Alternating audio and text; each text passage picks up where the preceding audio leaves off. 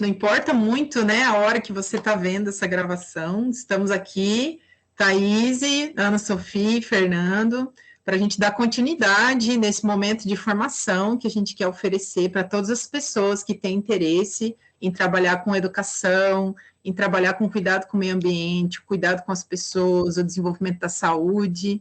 Então, nós temos essa proposta de fazer 14 dias de formação com a intenção de aglutinar principalmente educadores que querem trabalhar com esse tipo de iniciativa, que tem essas características, né, de ser um centro de referência de práticas que visam todas as coisas que a gente preza, principalmente o contato das crianças com a natureza, com a alimentação saudável, para a gente tirar um pouco dessa questão das telas e tudo que a gente sabe que a infância está sendo corrompida, né, nos dias modernos, e também não esquecendo que temos os adultos que também precisam se formar nessa perspectiva de olhar para a terra, de colocar a mão na terra, de se integrar, né, esse religare que a gente preza e vemos como uma coisa muito necessária. Então, esse movimento é pioneiro aqui no Paraná, e estamos aqui hoje especificamente para falar de um tema da fundação de uma escola em Foz do Iguaçu, Centro Permacultural Fazenda. E aí, hoje, a gente tem essa temática e o nosso Fer, querido, maravilhoso, para poder falar sobre o segundo setênio especificamente. Então, a Ana Sofia vai falar um pouco mais do movimento e a gente continua aí, Fazenda, isso mesmo. É porque a dicção aqui é uma maravilha. É bom que ela corrige mesmo, Anne. A Anne é maravilhosa porque ela faz essas pontuações super necessárias. Obrigada, querida. Não é nada.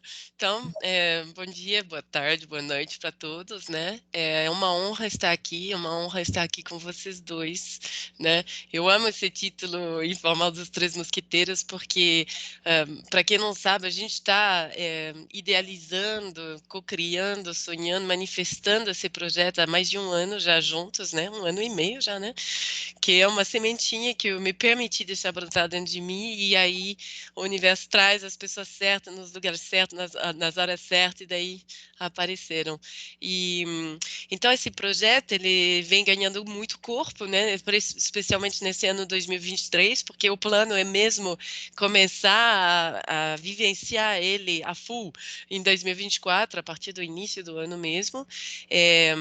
Como a Thaís diz, uma iniciativa totalmente pioneira no Paraná, pela proposta que ele tem, né, pelo fato de ter um centro escola e por assumir que é de permacultura, né, com a permacultura como, vamos dizer, pano de fundo, né, que vem regendo, porque a permacultura é que nem sustentabilidade, que nem o amor, eu vou falar, sabe? São termos muito usados e ao mesmo tempo vago, deturpado, enfim, a gente não sabe muito bem de que se trata e tudo mais. Então, para quem quiser resumir, permacultura para nós é regeneração da terra, regeneração das relações e partilha justa. Esses são os 3 pés da permacultura. E por cima disso você ergue uma cultura, um ato político de viver, um jeito de educar, um jeito de ser, né? Então, é uma iniciativa pioneira também, porque é da sociedade civil, né? E, ao mesmo tempo, nós temos o amparo e a parceria com os poderes públicos locais, né? A Secretaria da Educação, a Secretaria do Esporte e Lazer, até a própria Procuradoria-Geral do município mostrou muito interesse no nosso trabalho, porque ele é multifacetada, porque a gente trabalha atendendo, vamos dizer, as dores que o município de Foz do Iguaçu, como muitos outros têm, né? Que essa questão justamente da educação, que é um processo em revolução nos últimos anos no Brasil e no mundo, né? E a gente abraça isso com muita coragem e ousadia.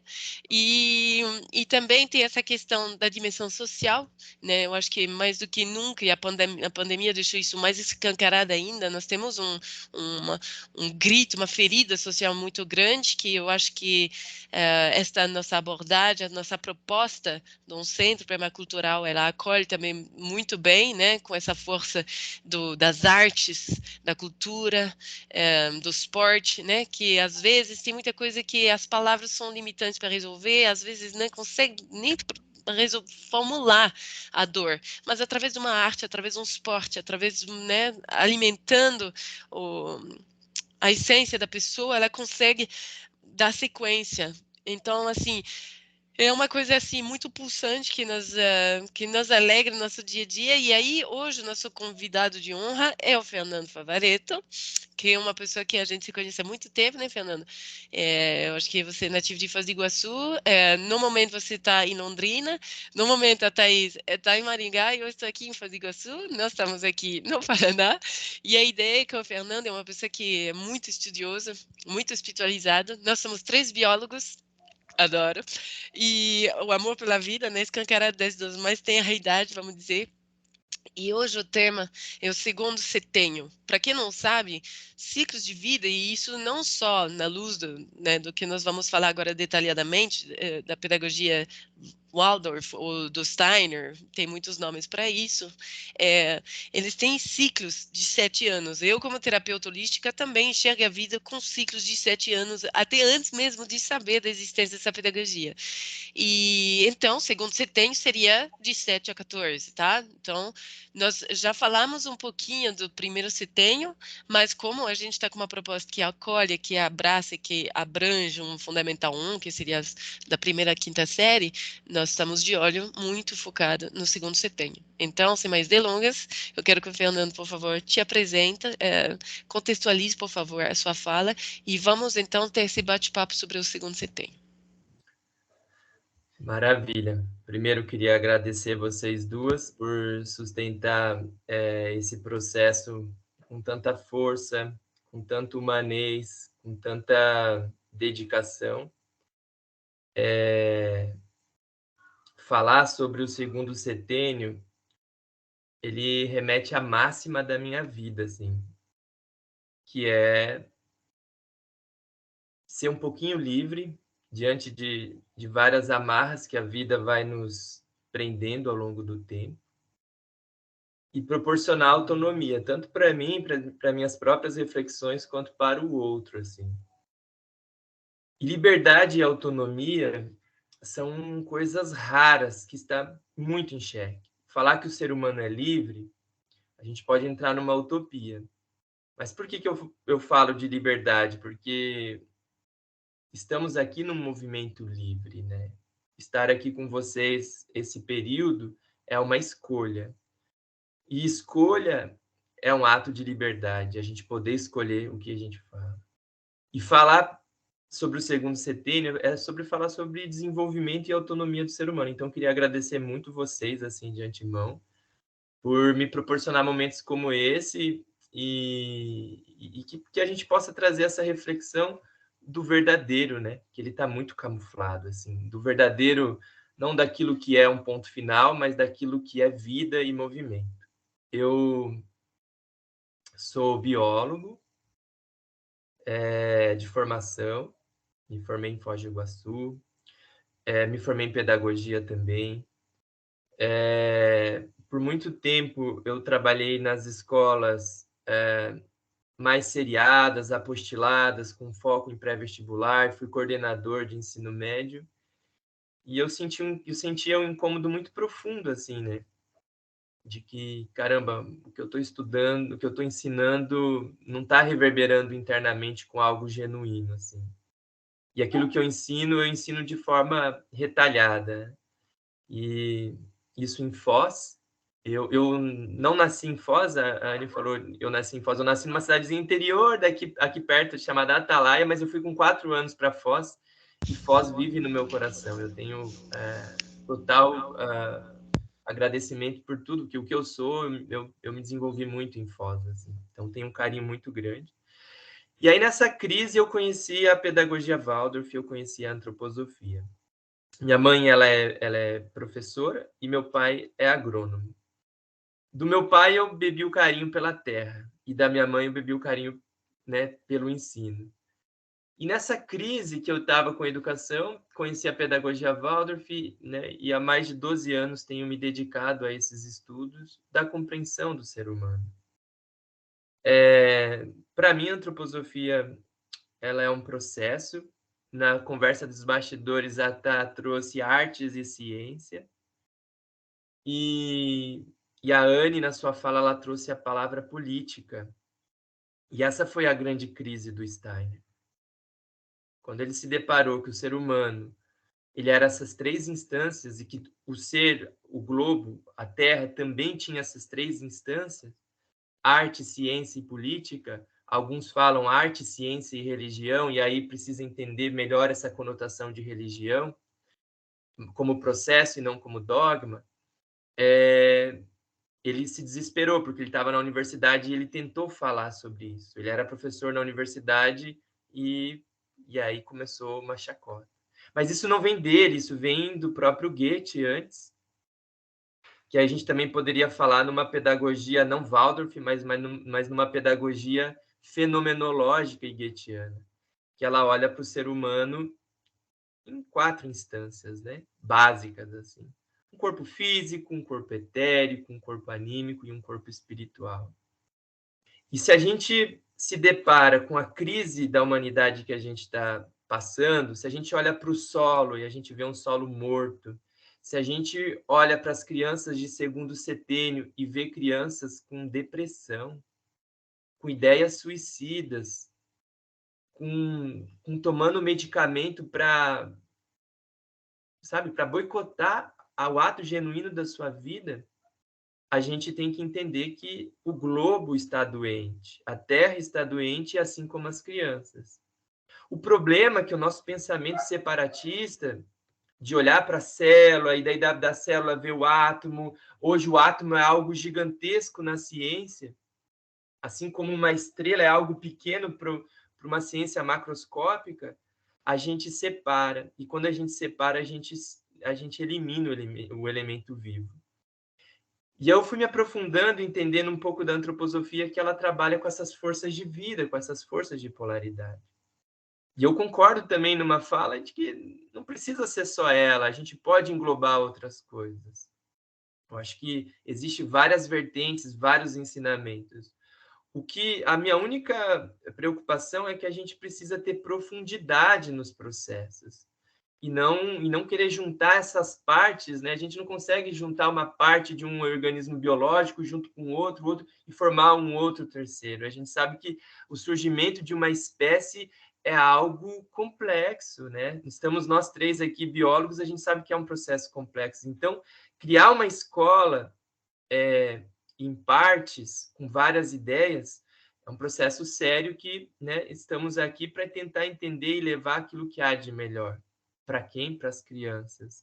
E não um montoado de coisas. Então, essa é a minha única ressalva, que quando existem ideias e pensamentos de vamos juntar isso, juntar com aquilo e juntar com aquele outro, porque a gente precisa... O organismo vivo ele é algo sério e profundo e que precisa ser olhado com seriedade. Então, eu estou super entusiasmado aqui para falar um pouco sobre o segundo setênio. E agradeço demais vocês, assim, né, pelo convite e tudo mais. Então, o que eu queria que você começasse a explicar é que, assim, pelo meu humilde entendimento dos setênios, né, dos primeiros, pelo menos, que são os quais que eu comecei a estudar um pouco agora que eu sou mãe, né, tem elementos que são, sabe, tipo, por exemplo, a relação, a percepção que eles têm do mundo, é uma coisa progressiva, né? Então, eu me lembro que no primeiro setênio, o mundo é bom, aí é isso, eu acho, né? Aí o segundo setênio, o mundo é belo, não é? E a importância, por exemplo, desse processo de espelhamento nos contos de fada. O que é importante? É a família, a mãe, os amigos. Quais que são essas âncoras do segundo setênio? O que é fundamental da gente ter muito consciência na hora que a gente for lidar num processo educacional, e não é só na sala de aula, o processo educacional é o tempo todo, quando tu está em contato com essas criaturas maravilhosas, que são as crianças de 7, 14 anos. Quais que são as âncoras que a gente precisa ter muito claras na mente o tempo todo, quando a gente está lidando com eles?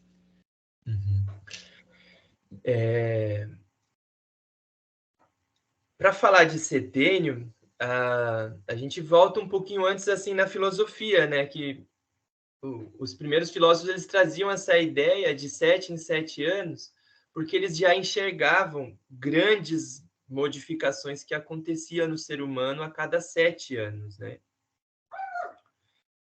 E me aprofundando um pouco na teoria dos setênios, na biografia humana, que envolve isso, a gente vê que tem uma relação com o corpo anímico. O que é esse corpo anímico? Esse corpo de alma, esse corpo das emoções, dos sentimentos. E aí, na minha primeira fala, eu falei que a gente, quando olha para a criança, a gente olha para 4 corpos. Um corpo físico, um corpo hereditário, que esse no primeiro setênio, a criança ela passa por um processo de individuação celular, ela recebe um corpo herdado de sua mãe, um material genético de seu pai, e agora ela precisa construir um corpo próprio. Por isso que a alimentação é muito importante, e aí a Anne tem muita propriedade para entender que a alimentação nessa fase, onde a criança vai construir sua estrutura física, ela é super importante. Quando que eu falo que ela vai construir sua estrutura física, não significa que ela não construa a anímica. Está tudo interligado, é tudo sistêmico, né?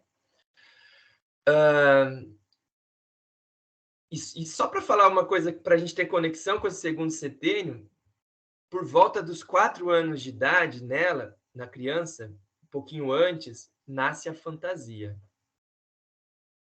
E a fantasia é aquela que um graveto vira uma espada, vira uma boneca, vira um carrinho, que uma espiga de milho, né, pode virar ali uma grande brincadeira, uma grande família na mão de uma criança.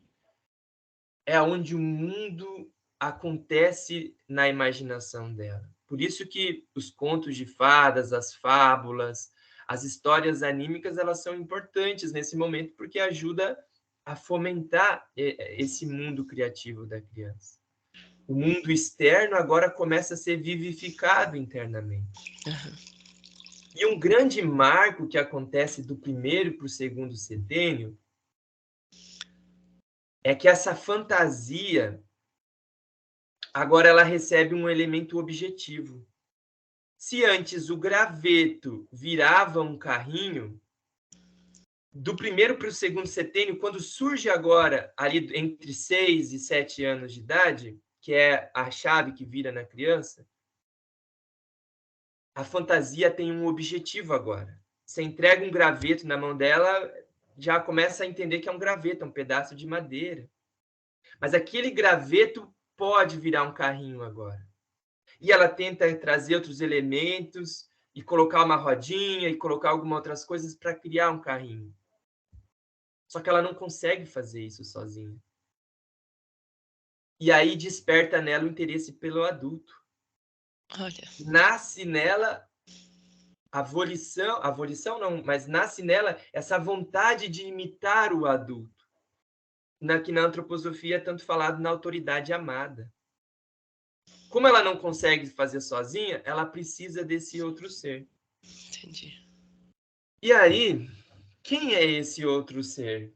A gente tem que olhar para a nossa realidade. Não adianta colocar essa criança numa bolha, né? São as profissões do mundo ou aquilo que é oferecido para ela.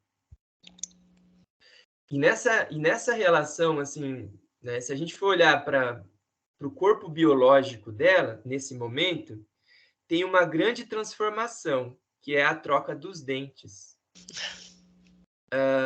Nenhum desenvolvimento anímico ele acontece sem antes um marcador, um sinalizador de uma mudança biológica.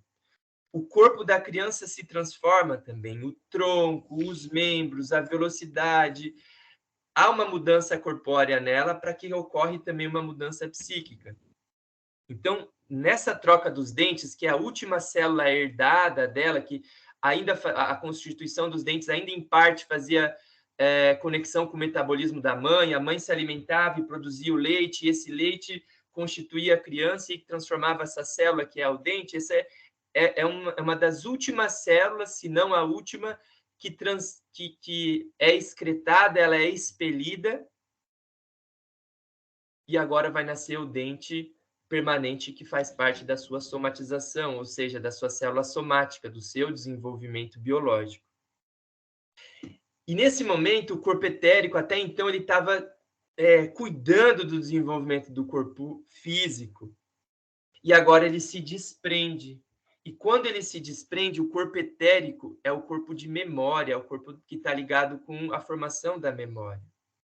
Então, agora a gente consegue a trabalhar as convenções do mundo, ou seja, a alfabetização para a antroposofia acontece nesse momento. Ou seja, o primeiro setenho é eu me apodero do meu corpo físico. Por isso que é tão importante a criança poder estar brincando livre, experimentando, contato com a terra, contato com os outros, interagindo, né? Mas não teria muito por que forçar o processo de intelectualização, memorização e tudo isso. A partir dos 7 anos, em que geralmente as crianças já têm a troca de dente bem iniciada, pelo menos, aí ela pode injetar a energia nesse processo de intelectualização. Eu vou fazer o advogado do diabo.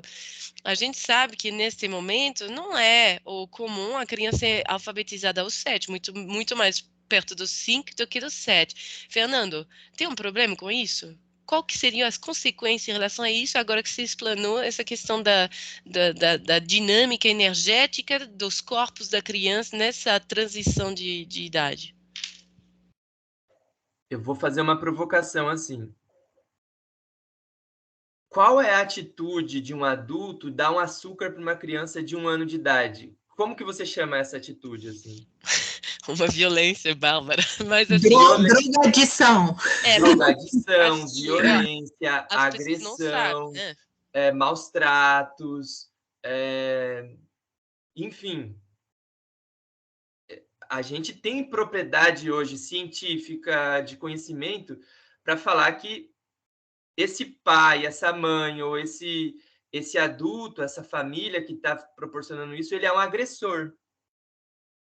Só que a gente não entende que é uma agressão alfabetizar antes dos 7 anos de idade. Quando eu permito com que isso aconteça, a gente tem que ter profundidade para falar isso, e não falar da boca para fora. Porque parece estranho, ele está viajando, então você está condenando o sistema de educação? Estou porque a vida é assim, tem hora que as coisas se tornam obsoletas. Então, somos agressores. Eu fiz isso com meu filho e eu recomendo isso. Eu recomendo, não, eu reconheço isso. Né? Mas precisei passar por um processo de achar que antroposofia era religião, era babaquice, era coisa, entendeu? A gente precisa né, assim, ter a primeira antipatia, criticar, mas estudar. Então, né, para não ficar preso, eu fico muito emocionado com esse assunto, precisamos reconhecer que alfabetizar antes da troca dos dentes é uma agressão. A questão é que a criança não morre se eu der açúcar para ela. Assim como ela não morre se eu alfabetizar ela. O ser humano é muito plástico, a vida ela é fantástica. A gente sai de várias enrascadas.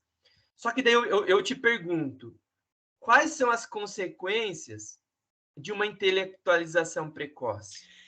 O meu entendimento de bióloga é que tu tá tirando uma energia que ia ser envolvida em outro processo para dedicar uma coisa pelo qual ela nem sequer está pronta. Então, assim, tem consequências que vão reverberar em todo o seu processo de educação, como você falou, as convenções do mundo, e até, sabe, tipo, da própria finalização do corpo físico e do preparo do corpo emocional para poder lidar com a dureza que esse mundo lá fora, porque ele ainda é muito bárbaro, porque esses processos que tu deu como exemplo, de dar açúcar para uma criança de uma criança de 1 ano, ou de alfabetizar aos 5 anos, é o comum aqui, é normal. Hoje a gente está numa sociedade tão doentia que por exemplo, né, eu sempre falo, meu Deus, uma comemoração de aniversário para comemorar a vida de uma criança, não tem nada que você possa comer na mesa, tudo faz mal. É assim que tu celebra a vida de um ser? Tipo, você está sendo muito extremista, filho, você é muito radical. Cara, meu coração sofre. E eu olho para aquele ser, eu quero celebrar ele dando coisas que dão vida.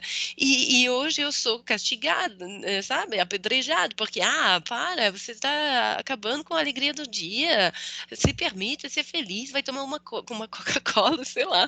E eu fico pensando, caraca, eu me agarro ao meu entendimento, e quando você falou esse negócio da importância da alimentação no primeiro setênio, na minha cabeça eu pensei, é melhor fazer inimigos do que perder essa oportunidade única que eu tenho com a minha criança, entende?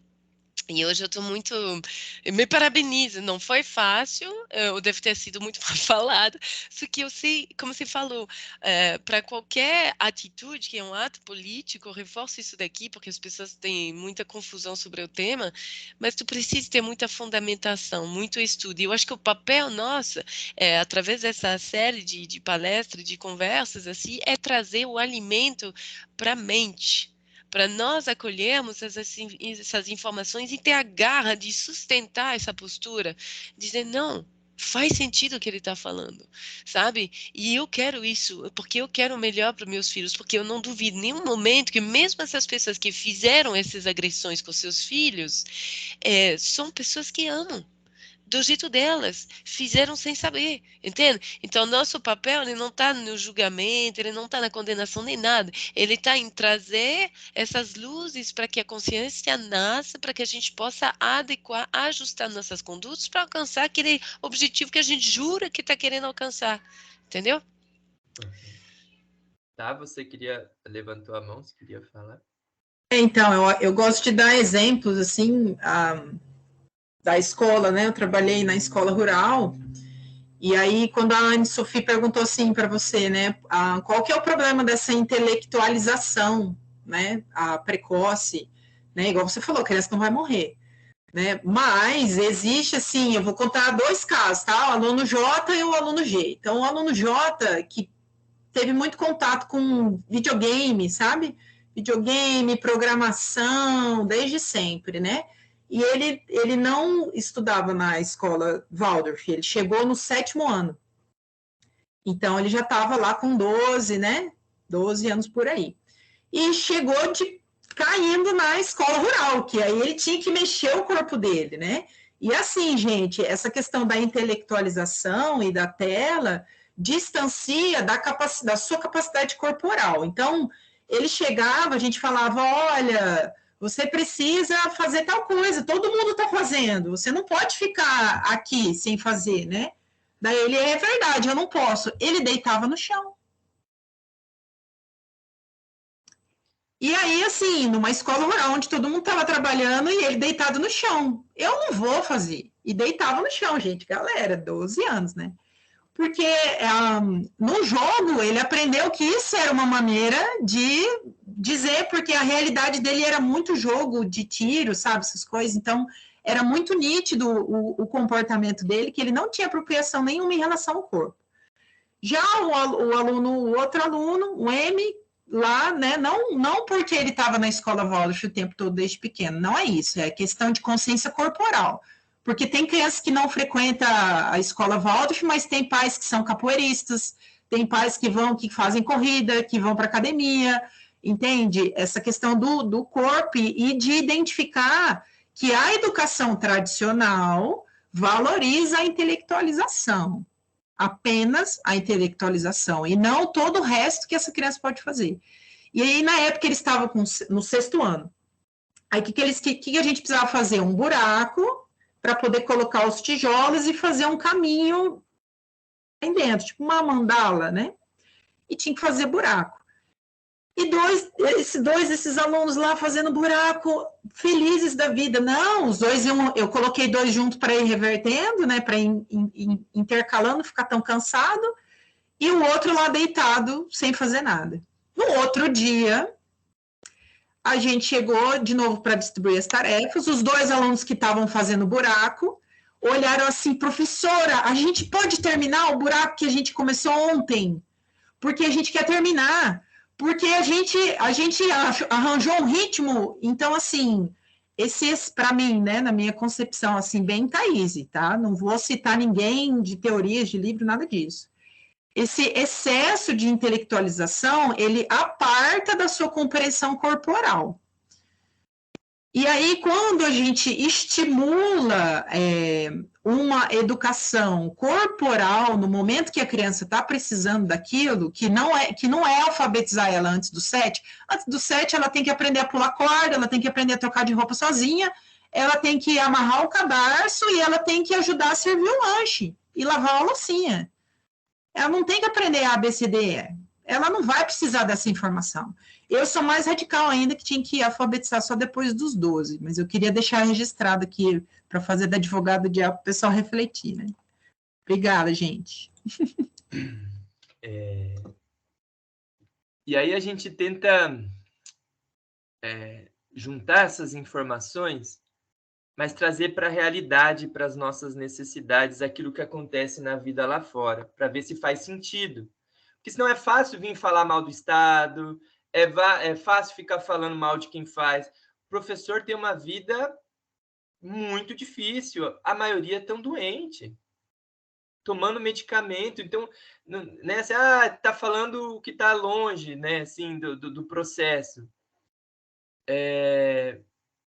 A gente precisa trazer isso para a realidade, se faz sentido ou não. E aí, eu vivo um mundo corporativo. Quando eu me ausentei da escola e fui, né, me introduzindo um pouco mais no estudo da própria pedagogia Waldorf, questões financeiras foram aparecendo e a gente precisa hoje ser, né, acaba tendo multitarefas para dar conta dos boletos e essas coisas. E fui vivenciando o mundo corporativo também. E hoje o maior problema do mundo corporativo é presença e volição. Como assim? Presença e volição? E o que isso tem a ver com o segundo setênio? Muitas empresas têm problema com colaboradores porque não estão ali executando e trabalhando.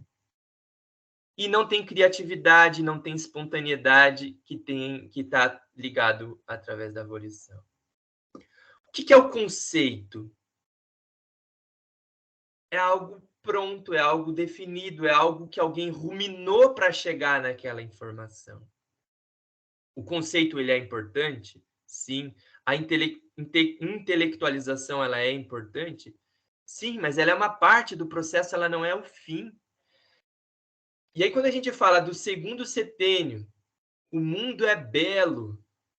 Que é essa beleza? É só uma beleza estética? Ou é aquela beleza que está nas mãos de quem tenta e erra, que faz e dá errado, e aí volta a fazer? E qual é a importância do lúdico? E aí, tentando falar numa língua assim mais fácil, o lúdico, e voltando a falar de alimento, é aquele alimento que você, Anne, fala, é aquele alimento que sai da terra. É aquele alimento que está vivo. É aquele alimento que não sofreu ainda processo de desnaturação de proteína, que não foi selecionado a substância, porque se fosse isso, essas comidas de laboratório, elas seriam fantásticas e já teria explodido, né? Mas não, a gente vê que o elemento vivo no alimento ele é importante. E é esse elemento vivo que está ligado a essa presença, essa criatividade nas crianças. E esse elemento vivo, ele está numa polaridade do conceito. Ele está naquilo que a fantasia, no primeiro momento, ela oferta para a criança, mas a realidade está um pouco distante. E agora esse lúdico, ela vai tateando a natureza, o mundo natural, através dessa imagem desse adulto. Então, a força da imitação aqui, ela é muito forte. Ela vê o adulto trabalhando e vendo, e ela fala, caramba, eu quero fazer aquilo também. Por que o professor ele é importante? E por que o professor ele é importante para além da conceitualização, da além da fórmula? Se o professor é isso, um conceitualizador, morreu o professor, acabou. A inteligência artificial, que não tem de inteligência nada nisso, ela é muito melhor que qualquer professor para passar conceitos. Conteúdos. Vai dar um pau no melhor professor. Quem é o melhor professor hoje? Elenca. A inteligência artificial vai dar um pau nele. ChatGPT. Na conceitualização. Porém, o professor é o portador de moralidade. Exato. Aquilo que o professor carrega internamente é o que vivifica todo esse processo. né? Então, esse elemento lúdico de, através do movimento, vive a alfabetização na pedagogia Waldorf, o desenho de forma, quando a gente vai para a natureza e olha o formato de uma árvore e imita esse formato de uma árvore. A gente vê o percurso de uma água e faz esse percurso de uma água no desenho de forma. Ou a gente trabalha esse elemento de forma, a gente, aos poucos, vai internalizando e vai fazendo com que a criança vai desenvolvendo essa força educacional internamente. Então, trabalhar o elemento lúdico, a brincadeira, é um fator assim que para o segundo setênio a gente precisa carregar, e não como uma perda de tempo, como muitas pessoas falam, mas esse fazer ele tem que estar conectado com uma atividade consciente, com um adulto que faz algo que seja importante para o ser humano. Sophie, você levantou a mão? Levantei a mão porque você me remete ao trabalho que foi publicado de um francês, eu tenho que trazer um pouco da minha cultura, que se chama André Stern. É um homem que tem nossa idade, brilhante, e você fala muito da importância do lúdico. E o livro dele se chama Eu Nunca Fui à Escola. E esse homem estuda neurociência, toca violão de 7 cordas como ninguém, compositor. Enfim, já tem esse perfil de uma pessoa profundamente estudiosa, que se aprofundou muito nos temas. E na dimensão do lúdico, sabe, quem não escutou, para de brincar, vem estudar, vamos trabalhar, como se o brincar fosse assim, como você falou, uma perda de tempo, uma coisa assim, sem nexo, que não serve para nada, sabe? E ele explica que quando a criança, ela está brincando, o corpo não é uma máquina, o corpo é um conglomerado muito inteligente que fica produzindo uma substância que serve para o intuito que ele tem. E quando a criança está brincando, seja o que for que ele esteja fazendo, ela está produzindo dentro dela os neurotransmissores que são os campeões que vão permitir a retenção das informações, ou seja, o processo de aprendizado ele é aprimorado vezes 10.000.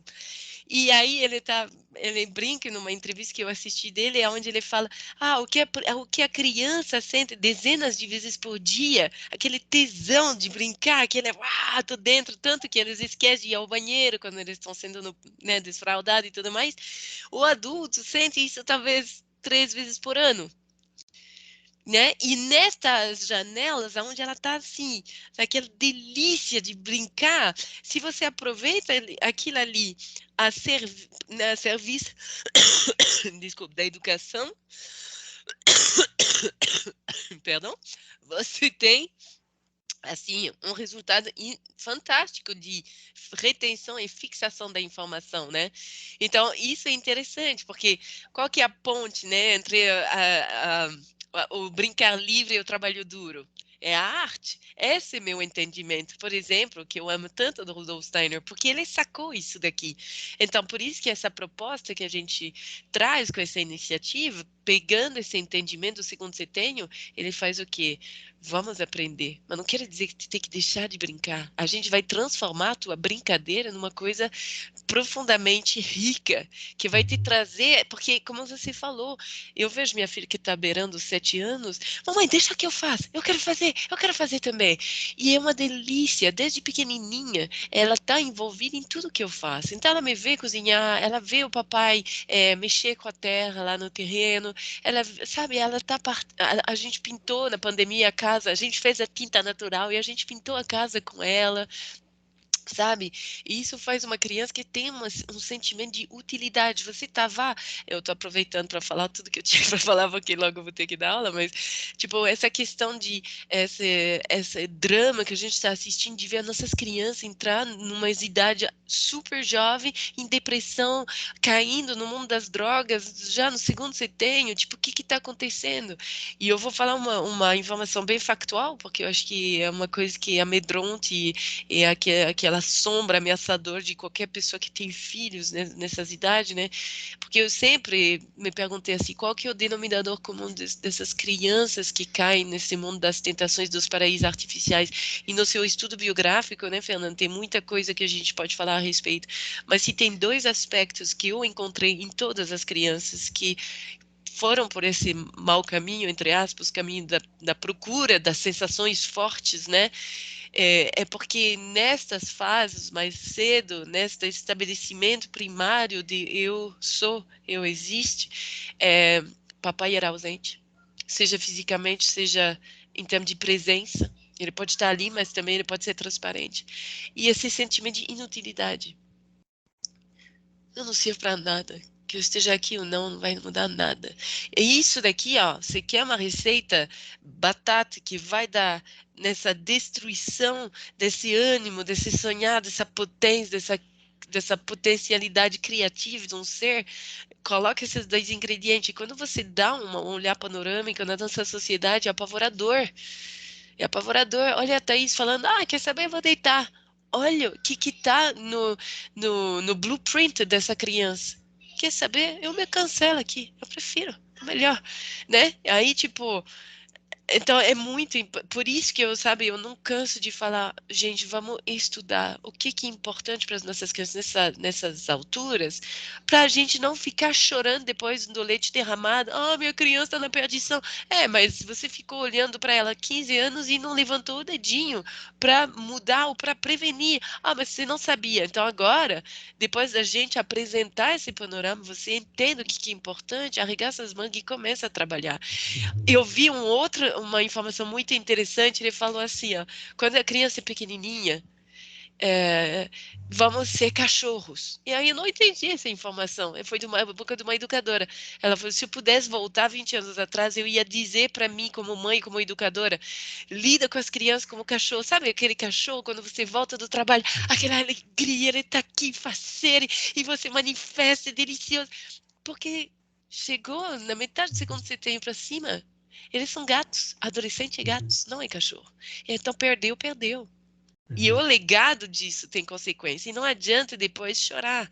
Então vamos abrir os olhos, saber com o que a gente está lidando, se preparar e atuar em harmonia para obter os resultados. Não é, você deu sorte porque seus filhos eram tranquilos. Não, né? E nessa relação de uma intelectualização precoce, a gente também tem que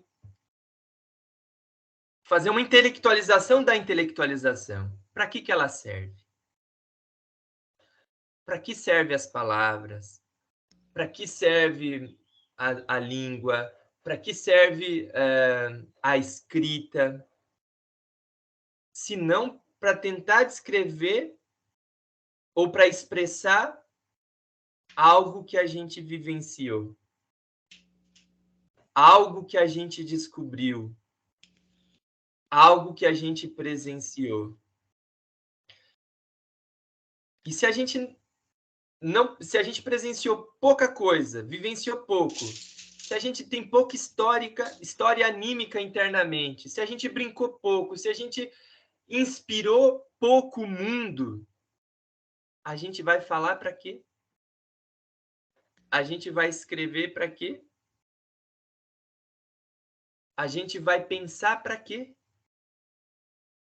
E eu sei que a gente está chegando já no nosso tempo final, e eu vou fazer uma provocação doída agora, que me dói até hoje.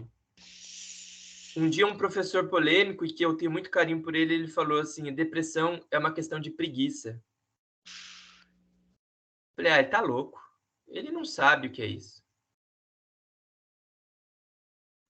A pessoa está precisando de ajuda, está precisando de medicamento, está precisando disso, ele vem falar que é uma questão de preguiça. E nas minhas reflexões dessa intelectualização precoce, quando a nossa alma não está a serviço de alguma coisa, e essa alguma coisa é da gente mesmo, ela não quer estar aqui. E eu não sei se a palavra é preguiça, mas quando a gente não quer estar num lugar, é melhor não estar. A gente arruma desculpa para não estar. E quando a gente não quer estar em lugar nenhum, é melhor morrer. E o que adianta ter... eu falo francês, falo inglês, falo português, eu sei escrever isso, eu sei fazer aquilo, Tá, mas o que você quer diante disso? Qual é a sua volição? O que você quer usar tudo isso para quê? Ah, não sei, porque tem que passar no vestibular, porque minha mãe acha importante, meu pai acha importante. E aí, o que ele falou que é uma questão de preguiça começou a fazer sentido.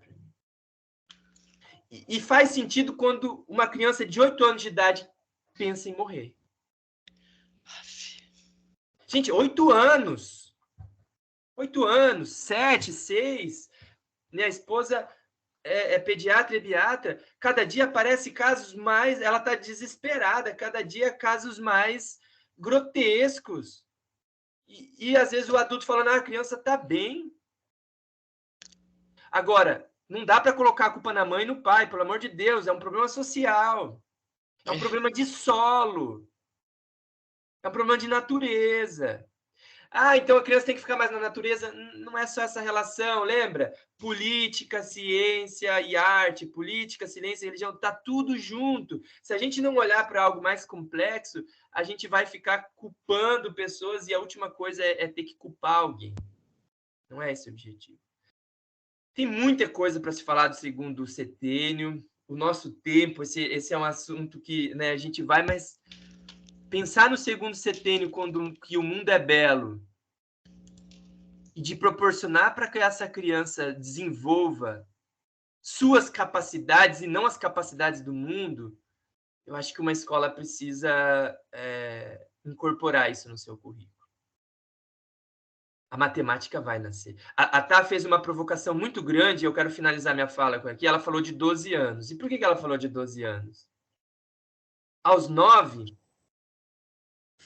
aquela fantasia que ainda ela servia com muita fonte inspirativa para a criança, e que agora tem uma questão objetiva, a fantasia mais objetiva ali na transição do primeiro e segundo setênio, agora essa fantasia ela vai enfraquecendo, a criança entra numa primeira depressãozinha que a gente chama de Rubicão, ela fica triste, com medo, quebra do paraíso, porque ela começa a olhar o mundo mais com o olhar do mundo e não mais com o olhar de um outro lugar, ou, né, desses elementos das quais a fantasias nos serve, né, que são aquilo que as forças do mundo espiritual que a gente sabe que vive nos contos de fadas e, né, nas fábulas, etc, etc. Então ela vai aterrando. O processo do desenvolvimento biográfico é a gente ir aterrando. A gente vai chegando aos poucos na Terra. E nesse momento dos 9 anos, é o momento que essa fantasia ela é enfraquecida. Não significa que a criança perde, mas ela é enfraquecida. E é entre 9 e 12 anos. E aí sim a intelectualização, o conceito começa a fazer muito sentido. Por que tem que escrever com R? Por que tem que escrever com CH e não com X? E assim por diante. Agora começa a fazer total sentido. Antes ela precisa encontrar forças para escrever com X, com CH. Não importa, ela precisa se manifestar os seus anseios do mundo, as suas volições. Agora vamos ver como escrever, como organizar todo esse sentimento, todo esse mundo interno. Meninas, é um pedacinho do segundo setênio e de forças profundas dessas que eu trago. É óbvio que essa é uma máxima, são reflexões e reflexões, vivência, experimentar, o que deu errado com meu filho, com os meus alunos, o que foi. Para poder falar disso, não é eu não estou trazendo um conceito, eu poderia ficar falando dos conceitos do segundo setênio que está no livro do Steiner, que está no livro do Bernard, não, mas eu estou tentando trazer algo para a gente refletir, assim. Eu não sei se essa era a provocação, mas eu estou sempre disposto e me sinto co-criando um pedacinho essa escola de Foz e todo esse movimento no Paraná que a gente está junto tentando sustentar ele. Muito obrigada, viu, Fernando? Eu acho que vamos ter mais disso daqui, que eu acho que perguntas vão jorrar desse primeiro encontro, vai ter comentários, vamos ter oportunidade de aprofundar isso muito. Gente, eu acho que mais para frente vamos ter que pegar o segundo setênio de novo. De novo. Eu deixo ainda a palavra final, que nosso tempo esgotou mesmo, eu tenho que seguir dando aula, mas muito obrigado por todas as partilhas de hoje e seguimos então neste movimento aí, a gente se encontra logo mais para continuar essa conversa aí entre nós. E para todo mundo que está aí, né, acompanhando A gente coloca, né, na descrição do vídeo os próximos encontros e os próximos temas, né, para poder acompanhar quando saem os vídeos e estar em contato com a gente, né, a Anne Sofia está com essa missão de deixar ali um portal aberto, né, para a gente se comunicar. E, assim, quando fala do segundo setênio, assim, é emocionante porque as crianças estão nesse período também, né, lá com 11, 12 anos, que eles querem justiça e eles choram muito e eles batem o pé com essa vontade de viver, né? Então, muitas crianças não chegam nem até essa idade com essa vontade, né? Então, eu achei muito interessante quando a Anne falou dessa coisa de aproveitar, né, o primeiro setênio, e o segundo setênio é essa chegada da capacidade corporal e da beleza que é ser assim. Então, se a gente impedir que a criança compreenda, né, que ela é um ser belo, a gente trava muitas coisas lá no futuro, isso com certeza. Então, eu também fico muito feliz, agradecida da gente sempre poder se encontrar e conversar sobre essas coisas. Obrigada, Então, viu, minha gente? obrigada a vocês. Até logo.